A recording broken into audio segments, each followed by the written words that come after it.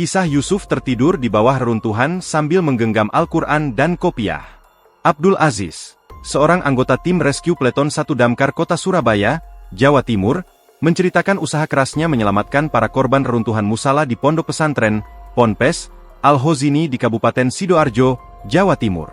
Aziz baru 13 bulan mengabdi di tim penyelamat. Dia menembus celah sempit di puing-puing demi bisa menggapai korban. Usahanya membuahkan hasil.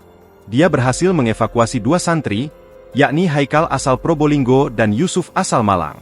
Aziz tiba di lokasi sekitar pukul 16.30 waktu Indonesia Barat. Dia dan rekannya yang bernama Mas Neo, merangkak masuk ke dalam celah-celah beton. Keduanya susah bergerak lantaran ruang gerak amat terbatas, yakni hanya seukuran kepala. Di samping itu, mereka juga menghadapi ancaman runtuhan susulan. Aziz lalu mendengar suara Haikal yang menginformasikan bahwa perut dan bagian bawah tubuhnya terasa sakit. Tidak jauh dari posisi Haikal, terdapat Yusuf yang juga menanti pertolongan. Saya teriak di situ banyak suara rintihan. Sakit, tolong, kata Aziz dikutip dari Surya.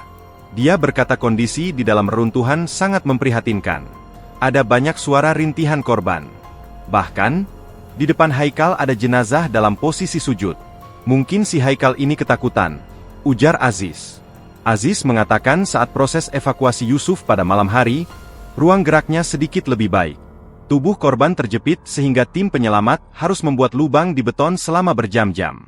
Menjelang subuh, Aziz akhirnya berhasil menjangkau Yusuf. Aziz sempat sedih karena mengira Yusuf sudah meninggal.